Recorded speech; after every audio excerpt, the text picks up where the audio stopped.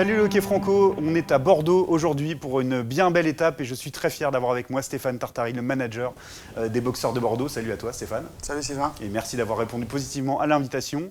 Et puis évidemment avec Patrick Francheterre, membre du Temple de la Renommée depuis 2017 du hockey international. Bonjour Patrick. Bonjour Sylvain. Ça va bien? Ça va très bien. Alors cette nomination justement, on imagine qu'elle vous a fait plaisir, elle récompense quelque part aussi le hockey français, sa place dans le hockey international? Ah ouais, non, mais ça m'a fait énormément plaisir. Je ne m'y attendais pas. J'ai reçu un coup de téléphone du président de la Fédération internationale.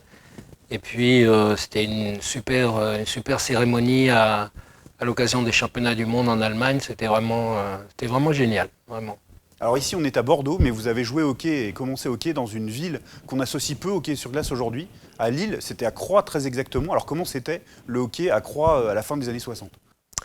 C'était suivant l'engouement des Jeux Olympiques de Grenoble. Il y a eu des patinoires qui ont poussé à droite, à gauche, et notamment la patinoire de Croix. J'avais commencé à Lille sur une petite patinoire qui devait faire 40-20, un truc comme ça. Et dès la création de la patinoire de Croix, tout le monde s'est déplacé. Et à la même époque, il y a eu la patinoire de Valenciennes, celle de Dunkerque, Amiens. Donc dans le nord de la France, il y avait déjà un noyau de hockeyeurs. D'autant qu'on était près de la Belgique et des Pays-Bas et on avait beaucoup de relations avec eux. Donc c'était intéressant à l'époque. Alors il y a eu Valenciennes après, c'est ça, et puis Bordeaux. Alors ça a été une relation commune tout de suite intéressante, Bordeaux, qui est devenue votre ville? Bah oui, parce qu'il y a eu Valenciennes quand Croix s'est un peu cassé la figure. Et puis j'ai eu une opportunité de me déplacer sur Bordeaux avec la patinoire qui était très récente, le club qui était en bas de l'échelle en division 3. Et puis la ville m'a plu tout de suite. D'autant que j'ai une maison à la campagne à 1 heure de Bordeaux, donc c'était tout à fait une région que j'aimais. Voilà. Alors pour développer le hockey à Bordeaux, il a fallu prendre l'habit de joueur, d'entraîneur, de manager, de président également. Alors au travers de toutes ces fonctions, vous avez connu l'ascension de ce club girondin? Ouais, j'ai fait un petit peu tout avec des hauts et des bas et quelques difficultés. Des relations avec la mairie notamment qui n'ont pas toujours été simples. Beaucoup d'argent partait dans le football en particulier, donc la mairie à l'époque ne considérait pas le hockey sur glace comme une priorité, une de ses priorités en tout cas. Mais petit à petit, ça s'est développé, il y a eu quand même pas mal de joueurs, des joueurs étrangers de qualité, et puis le hockey a monté, voilà. Après, il y a eu une petite chute, et puis là, ça a été repris, et puis ça tient bien la route. Et c'est surtout qu'il y a un public fantastique. Alors voir ici justement le club des boxeurs qui est dans son enceinte maintenant, on peut le dire enfin, pour vous qui avez connu vraiment tous ces passages difficiles, ça doit être aussi quelque chose de très positif. On a eu des périodes abominables, genre quand il y avait le cirque de Moscou qui venait s'installer pour 3 semaines, on était 3 semaines sans glace, où on allait s'entraîner à Poitiers ou des trucs comme ça. C'était économiquement pas viable à aucun point de vue, ni pour le public, ni pour le développement des joueurs. Alors Stéphane, justement, on le disait, ça y est, l'enceinte est à vous, ça va être important pour le développement à l'avenir des boxeurs. Tu nous as fait visiter le nouveau vestiaire, vous vous appropriez vraiment le lieu et vous allez pouvoir continuer de travailler à ce projet bordelais d'ici. Oui, l'Arena, c'est un projet qui avait fait 20 ans qu'on en entend parler, cette fameuse Arena, et elle a vu le jour enfin l'année dernière. Et puis ça nous permet maintenant d'intégrer complètement la patinoire, de plus déménager nos affaires, parce que souvent c'était le cas, il ne fallait pas laisser les affaires pendant les concerts. Même moi j'ai connu en D2 et un petit peu en D1, les gars ne pouvaient même pas laisser leurs affaires le soir, on n'avait même pas de vestiaire approprié, et on sait l'importance d'un vestiaire pour les joueurs, pour tout le staff sportif. Donc non, on est très heureux de maintenant être chez nous vraiment, d'avoir ce vestiaire, d'avoir ce lieu de vie. Puisque voilà, il y a une salle de muscu qui est vraiment collée, un espace de vie avec une télé, micro-ondes, enfin voilà, pour que les joueurs soient contents d'être là, traînent un peu, échangent. Et on le voit depuis le début de l'année, ça nous aide beaucoup. Alors toi, tu as connu du coup un Bordeaux à haut niveau, puis un Bordeaux redescendre. en Détroit. Ça a sûrement été une décision importante dans ta vie et dans ta carrière de rester ici et de rebâtir, on peut dire, ou du moins de bâtir ce nouveau projet avec voilà, une casquette qui a été amenée à changer évidemment, de joueur, entraîneur à manager. Oui, c'est parti justement avec Patrick, qui m'a fait confiance en tant que joueur-entraîneur avec Yannick Gogochea à l'époque, une double casquette, on était deux. J'avais 25 ou 26 ans, donc j'étais jeune, mais j'avais toujours aimé entraîner les jeunes. J'étais sur le roller aussi avec Olivier Dimé, on avait un stage en commun à l'époque. Donc voilà, j'avais toujours aimé transmettre et avoir ce leadership un petit peu. Et Patrick était président à l'époque avec Christine Dasté, qui ont repris le club justement à sa chute. Alors moi j'ai décidé de rester aussi, parce que j'avais monté un business à côté, j'avais des sollicitations de Lyon, Rouen à l'époque. Mais voilà, j'ai décidé de rester avec les copains, et puis on est reparti vraiment au plus bas. 20 spectateurs, 0 sponsor, plus de maillot, rien du tout. Puis force de travail, petit à petit, le réseau de chacun, et beaucoup de passion, beaucoup de bénévoles, beaucoup de gens motivés. On a petit à petit remonté D2, D1, et puis maintenant la Ligue Magnus. C'est ça, on voit souvent la devanture des clubs, leurs résultats sportifs, pour parler de ça, la nature de l'effectif. Mais l'essentiel vraiment d'un projet club, il se déroule dans l'ombre en fait. C'est arriver à tout structurer. Aujourd'hui, il y a encore des défis importants qui vous attendent. Vous êtes en train voilà, il y a Julien Desrosiers qui s'occupe des U20. La formation va prendre de plus en plus de place, j'imagine, dans le projet du club aussi. Oui, petit à petit, on ne peut pas tout faire. Il faut de l'argent, il faut des hommes, des femmes, enfin, il faut du monde derrière, des bénévoles, des salariés. Bien sûr que les clubs de Ligue Magnus maintenant ont besoin de se structurer à tous les niveaux, community manager, webmaster, la com, merchandising, tout est important. Et voilà, mais ça prend des moyens financiers, l'aide de la mairie de Bordeaux, la métropole, la région, et puis tous les partenaires qui nous soutiennent. Et derrière, bien sûr, le public, comme dit Patrick, un public assez incroyable. On a régulièrement de 2008-3000 personnes. Mi-septembre, contre Angers, 2300 personnes, c'est assez énorme. Hier, à Anglette, on a vu une patinoire pleine, alors qu'il faisait 30 degrés. Donc c'est bien, c'est que les gens aiment le hockey, aiment le spectacle. Mais derrière, il y a plus pas que le hockey, il y a aussi tout ce qui se passe dans l'enceinte, les animations, les écrans. Tout ça contribue à amener du monde dans les patinoires. Alors à l'intersaison, on a pu craindre le pire dans un contexte où Dijon a connu le pire justement, Épinal également, où ça a été compliqué un peu voilà, il a fallu discuter avec la fédération pour finalement être validé dans cette Ligue Magnus. Vous avez géré ça assez sereinement quand même, c'est toujours un peu inquiétant cette sanction qui tombe de non-validation. Au départ, il a fallu sûrement beaucoup travailler pour prouver que les difficultés, elles n'étaient pas substantielles au projet et que vous alliez pouvoir travailler là-dessus et puis, oui, et puis les régler. Le président a fait un énorme travail cet été, Thierry Parienti. Il n'a pas passé un été de tout repos. Voilà, moi j'ai essayé de l'aider comme je peux, avec d'autres personnes bien sûr. Voilà, voilà, tout a été posé. Bien sûr, le club, derrière, il y a 2 millions de budget, donc c'est pas rien. Il y a 170 entreprises partenaires. Voilà, il y a presque 500 abonnés. Voilà, le mineur commence à se développer de plus en plus. Donc il y a un club solide. Voilà, il y a eu un petit coup dur, un gros partenaire, beaucoup de blessés. Voilà. Sonnette d'alarme et puis un contrôle rigoureux derrière avec la fédération.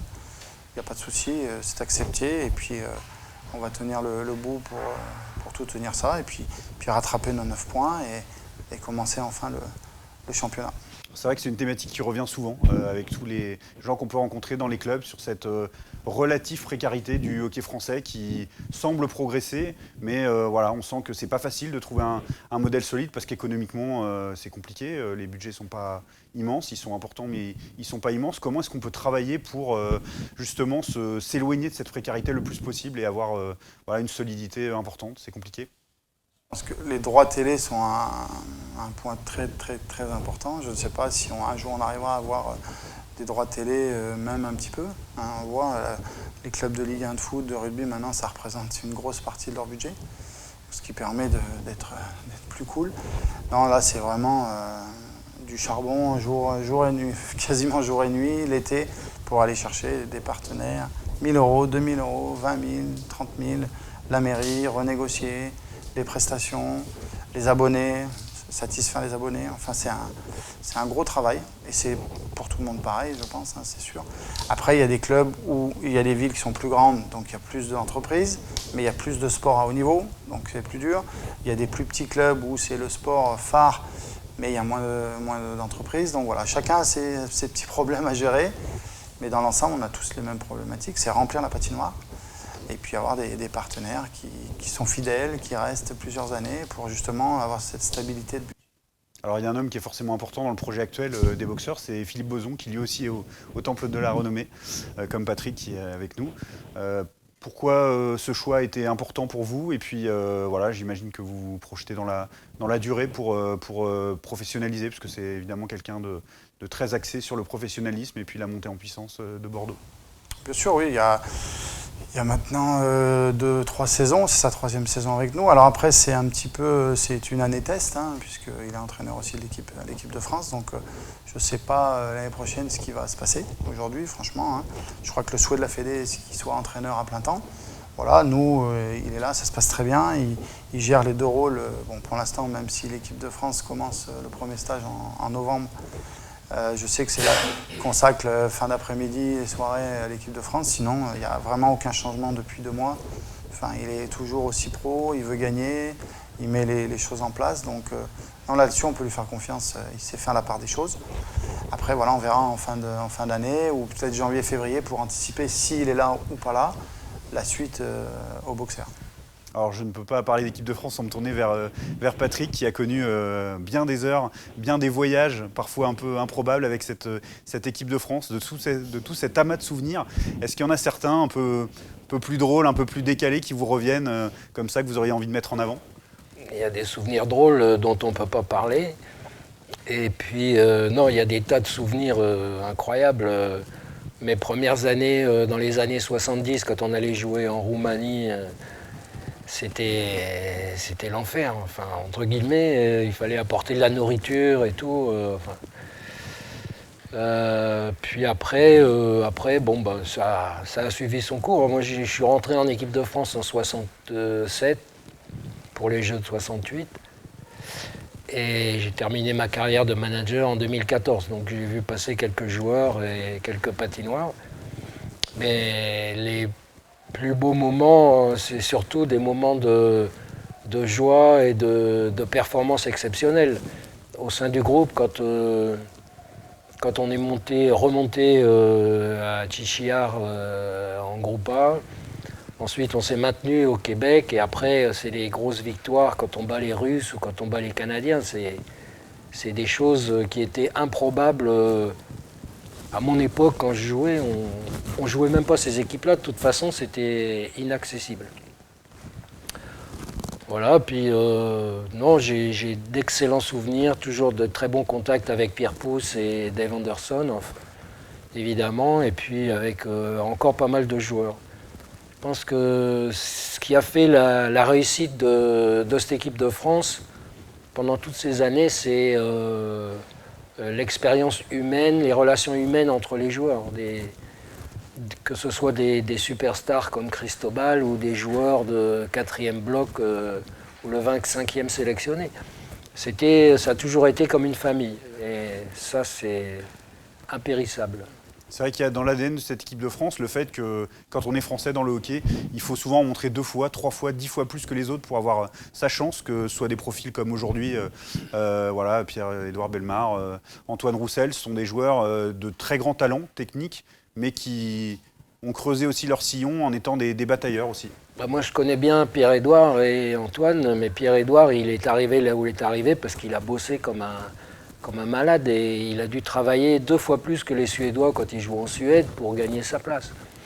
Et la grande différence avec les époques passées, c'est qu'on a beaucoup de gars qui jouent à l'étranger et qui sont reconnus donc par rapport à la formation française, la capacité de jouer à l'étranger. Et ça c'est bien, c'est positif pour l'équipe de France aussi. Et il y a une vraie concurrence aussi aujourd'hui en équipe de France qui n'existait peut-être pas il y a 10-15 ans. Ça prouve qu'il y a peut-être plus ambitieux à voir pour la suite. Là, c'est vrai qu'on parle plus de l'équipe de France pour approcher des quarts de finale que pour se sauver. Oui, c'est ça. Il y a 10-15 ans, il y avait beaucoup de sénateurs, entre guillemets. dans le sens où c'était plutôt le joueur qui décidait d'arrêter sa carrière plutôt qu'un gars qui n'était plus sélectionné. Alors que maintenant, il y a beaucoup de jeunes qui ont été appelés, qui ont du talent, et il y a une vraie concurrence. Vraie concurrence.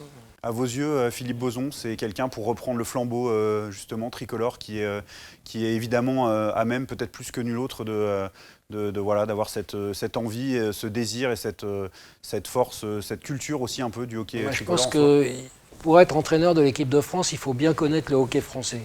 Et n'importe quel entraîneur je veux dire, plein de titres et tout, qui débarquerait, réussirait pas forcément. Il faut connaître les joueurs, il faut connaître le hockey français, il faut savoir où aller pêcher les gars, et puis il faut être respecté aussi des joueurs a priori. Comme la saison de l'équipe de France, elle est relativement réduite maintenant, il y a peu de stages, et on enquille rapidement sur le championnat du monde. Il faut le temps de se mettre en place, mais le temps, comme on n'en a pas beaucoup, je pense que Philippe, il a les capacités de fédérer autour de lui. Parce que il a quand même... comme on dit, un palmarès et une carte de visite qui sont un plus. Et il a montré aussi à Bordeaux ses qualités d'entraîneur. Je veux dire, il ne suffit pas d'avoir été un grand joueur, ça tout le monde le sait, pour être un bon entraîneur. Alors si on évoque la question de la politique fédérale, des grands chantiers, des défis du hockey français, avec votre regard à vous, qu'est-ce qui vous paraît essentiel aujourd'hui à travailler, à améliorer pour que, voilà, peut-être aussi ce que disait Stéphane, arriver à rendre le hockey médiatiquement plus attrayant et puis que les clubs se développent et que l'équipe de France reste à ce niveau-là? Je pense que la fédération essaye de son mieux de médiatiser le hockey, mais c'est vraiment très compliqué. Très compliqué parce que l'apport financier des partenaires, il est aussi lié à la médiatisation. S'il n'y a pas de médiatisation, les gens, ça les intéresse pas forcément d'avoir que des pages dans le quotidien régional. Après, là où le bas blessé pendant longtemps, et là c'est en train de s'améliorer, c'est la formation des entraîneurs. Et je pense qu'il y a pas mal d'anciens joueurs qui suivent un cursus pour devenir entraîneur. C'est le cas de Julien Desrosiers en particulier. Et je pense que là, on a une bonne place à prendre pour permettre le développement. Après, c'est la construction des patinoires, parce que là aussi, quand on compare avec des pays voisins, c'est facile de comparer avec la Suisse, parce qu'ils ont des spécificités, mais ils ont des patinoires gigantesques. Et donc automatiquement, grande patinoire, sport le plus populaire, dit gros budget, grosse équipe. En plus, ils n'ont pas de problème d'arrêt Bosman pour les joueurs étrangers. Donc, mais je pense qu'il y a encore de la place à l'amélioration. La fédération, la nouvelle formule de championnat, c'est déjà un vrai plus. Je pense que Stéphane est d'accord. Et voilà, et ça joue beaucoup. Ça veut dire qu'il faut être professionnel, ça veut dire qu'il faut de l'argent et tout. Après, le point noir, mais qui risque je vais encore me faire des amis, c'est l'arbitrage. Je pense qu'il faut que l'arbitrage soit au niveau des joueurs. Je pense comme il y a beaucoup d'argent en jeu maintenant, chaque décision d'arbitre a un impact important sur le résultat, donc sur le club, etc. C'est un constat que tu partages, Stéphane, à ton niveau, ça. Quel sujet? De manière générale, sur l'avis de Patrick sur la politique fédérale, le fait que tout le monde doit se mettre au niveau en fait, de ce professionnalisme qui augmente et qu'on Oui, vous mais demande à vous. tout le monde essaye, oui, bien sûr. Après, il faut les moyens. Pareil, je sais, l'arbitrage, il y a des arbitres qui ont la chance et qui peuvent se mettre en demi-temps et ils peuvent faire plus de matchs. D'autres, c'est le week-end. Le mardi, ils prennent des congés sans solde. C'est sûr qu'il n'y a pas encore le budget pour qu'ils soient professionnels à 100%. Ça, c'est des questions qui sont régulièrement évoquées, que ce soit en commission Magnus, je sais, à la fédération, ils travaillent dessus, ils ont conscience de ça. Mais c'est vrai que l'arrivée de Fansit, c'est top, franchement, il faut le dire. Pour moi, je trouve ça énorme. Je ne peux pas faire tous les déplacements, je peux regarder d'autres matchs, je peux regarder de la D2, de la D1, aller voir des joueurs. C'est vraiment top. Pour le supporter, c'est bien aussi. Il y a eu quelques soucis au début, mais maintenant, c'est quand même relativement bien. Les commentateurs font des efforts aussi. Je veux dire, c'est une vraie avancée. Et ça, je pense que c'est bien pour les joueurs, pour les coachs, pour les arbitres, pour tout le monde. Parce qu'on peut se corriger, on a tous les matchs à notre disposition. Donc ça, c'est un vrai plus. Il faut se servir de ça, comme il dit Patrick. Et puis, un jour, on va peut-être arriver à accrocher une chaîne sur le satellite qui va commencer à mettre un peu. Puis là, on va avoir des partenaires nationaux qui vont mettre un peu plus d'argent et les budgets vont commencer à monter. Et les patinoires qui arrivent à Angers, à Dunkerque, enfin, il y en a peut-être d'autres. C'est tout bon, c'est sûr, puisque quand tu vas jouer dans des patinoires qui font 800, 900 personnes, ben, à un moment donné, ils sont plafonnés, ils n'ont pas de salle VIP, ils sont, en termes de billetterie, ils ne peuvent pas aller plus loin. Donc c'est vrai que c'est dommage. En Allemagne, en Suisse, 10 000, 12 000 personnes, des loges, ben, bon, il faut les attirer, hein, il y a du travail, mais il y a au moins l'outil pour aller plus loin. Alors il y a du coup Bordeaux qui s'est stabilisé en Ligue Magnus, il y a Lyon également, il y a le projet à Cergy autour de la patinoire fédérale, il y a Marseille qui monte en puissance. C'est important aussi d'avoir dans ces villes-là qui sont clés, où il y a évidemment énormément de concurrence aussi sportive, mais voilà, de montrer que le hockey français il est dans les grandes villes, c'est crucial. Ah oui, oui, je pense. Hein, c'est peut-être plus vendeur. Voilà, après, je ne sais pas ce que sera demain la Ligue Magnus, quelle équipe, comment, puisque voilà, il faut se battre pour tout le monde. Hein. Le maintien va être plus dur cette année, c'est sûr. On voit que les équipes sont nettement meilleures. Nice fait un très très bon début de saison. Voilà, et puis ça va se jouer, ça va être plus serré. Même s'il y a deux cadors, on le sait, Grenoble et Rouen qui se détachent un petit peu. Hein. Je trouve cette année encore plus que les autres années. On verra en fin de saison. Mais oui, c'est bien. Lyon, Marseille, voilà, c'est important. Paris, Cergy, bien sûr. Mais chaque club va défendre aussi sa place hein, en Ligue Magnus et va essayer de se maintenir et garder sa place. Les grandes villes, c'est important à cause du réseau d'entreprises qu'il y a. Je veux dire, des petites villes comme Gap, bah, c'est le seul sport, ils attirent un peu d'argent, ils ont la mairie qui les aide, ils ont leur nouvelle patinoire, mais ils n'auront jamais le potentiel de Lyon, de Bordeaux, même de Rouen, etc. Donc c'est ça qui est un peu compliqué, quoi. Alors on parle aussi parfois de ligue fermée, demi-fermée, complètement fermée, de se dire aujourd'hui est-ce qu'on est capable de faire un cahier des charges en disant voilà, ça, la Magnus c'est ça. Et on sécurise les clubs qui savent qu'ils vont pouvoir travailler sur la durée. C'est un peu compliqué, c'est pas du tout dans la mentalité française, on va être d'accord là-dessus, je pense, sans problème. Est-ce qu'il faudrait aller vers ça? On y va un petit peu quand même avec le cahier des charges, quand même, Magnus maintenant, mais... Oui, parce qu'il faut quand même, il y a un certain nombre de points à respecter, il faut un certain budget. D'ailleurs, il y a des clubs qui ont refusé aussi, qui ont été interrogés cet été parce qu'ils demandaient qui pouvait être là ou pas. Et puis il y en a qui ont vu 44 matchs, tant de déplacements, ils ont fait le calcul. Hein, à la fin, l'arbitrage à 4, enfin, tout ça, ça fait un budget. Donc, oui, on y arrive. Alors, je sais pas, moi je trouve que c'est toujours intéressant d'avoir aussi cette montée, cette descente, cet intérêt, garder un peu de saveur. C'est vrai que la NHL, ça fonctionne très bien, mais je sais pas. Là, j'avoue que... C'est un univers différent. Ouais. Je sais pas si c'est la bonne solution d'une ligue fermée. Déjà, le cahier des charges, comme tu dis, déjà, ça a fait une sélection, malheureusement, par ça. Très bien, bah, c'était un vrai plaisir d'échanger avec tous les deux, en tout cas. On avait encore plein de trucs à dire. Bon, bah, sur toi. On va finir par un micro ouvert. Je vous laisse la parole à tous les deux. Non, c'était un vrai plaisir de vous avoir tous les deux, vraiment. Merci à vous d'avoir accepté l'invitation. Avec plaisir, c'est toujours un plaisir de parler de hockey de toute façon, donc il n'y a pas de souci. Très bien, eh ben, merci beaucoup. Et puis on retrouve tout de suite frère Marc pour sa chronique sur l'histoire du hockey français. Et on se retrouve après avec deux nouveaux invités ici à Bordeaux. Merci.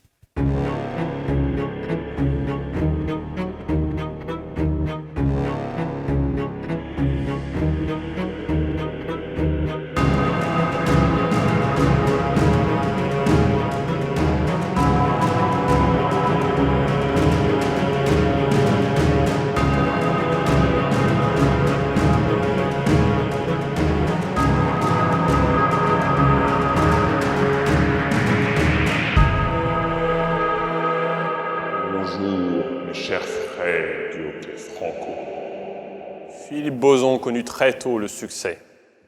Champion de France avec Megève, en poussin, en benjamin, en minime, avant d'être battu en cadet par Viry.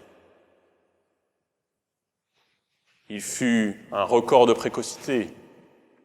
Il débuta dans l'équipe de Megève à 16 ans.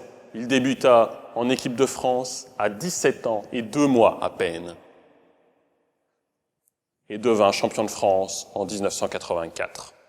Alors qu'il n'avait même pas 18 ans. Il partit alors en junior majeur au Canada. La grande aventure pour lui, À l'époque, le Canada était une grande inconnue pour le hockey français. 1 an plus tard, les Blues de Saint-Louis le mirent même sous contrat. Ils le firent jouer dans leur équipe ferme, à Peoria, où il alterna avec le junior majeur. Mais, affaibli par une mononucléose, il revint finalement en France. Ce joueur qui revint en France au départ suscitait encore des critiques, des jalousies par ceux qui étaient restés au pays. Ce n'est qu'avec les Jeux Olympiques de Calgary et un triplé contre le Canada que Boson devient vraiment incontournable et qu'il prit totalement confiance. Il redevint champion de France avec le Mont-Blanc, puis avec Grenoble, sur une ligne avec à ses côtés déjà Christian Pouget. Après les Jeux Olympiques d'Albertville, Philippe Boson retourna en NHL, rappelé par Saint-Louis, cette fois-ci avec un contrat pour jouer directement dans la Grande Ligue, où il fut le premier Français. Il joua un rôle clé en infériorité numérique, le rôle d'un combattant, d'un travailleur qu'il fut toujours. Quand il revint en France, bien sûr, il était le leader de l'équipe de France. Et le leader, il le fut aussi bientôt, toujours aux côtés de Christian Pouget, à Mannheim, où en 2 ans et demi, il remporta 3 titres de champion d'Allemagne et vécut une expérience inoubliable. Il vécut ainsi les sommets du hockey européen, les plus grandes ambiances. Il passa ensuite en Suisse, où certes il ne remporta pas de titre, mais gagna une immense reconnaissance médiatique, bien plus qu'il n'en avait dans son pays. Philippe Boson, aujourd'hui devenu entraîneur de l'équipe de France, a une autre caractéristique, une caractéristique familiale. C'est aujourd'hui la seule famille dont le grand-père, Alain, le père, Philippe, et le fils, Tim, ont tous les 3 porté les couleurs de l'équipe de France. Jusqu'ici, cela ne s'était produit qu'avec les Claret-Guénelon, mais avec une filiation entre grand-oncle, père et fils. Philippe Boson, à jamais, l'âme, le caractère des Bleus, que donnera-t-il à la tête de l'équipe de France? C'est tout ce que le monde du hockey français attend de savoir. À bientôt, mes chers frères, pour une autre histoire du hockey franco. Salut le hockey franco, c'est Fred. Retrouvez-nous dans le prochain épisode avec Julien Guillaume et Maxime Moisan. N'oubliez pas de nous suivre sur les réseaux sociaux et de vous abonner à la chaîne. Et activez la petite cloche si vous voulez ne rien louper. À la prochaine!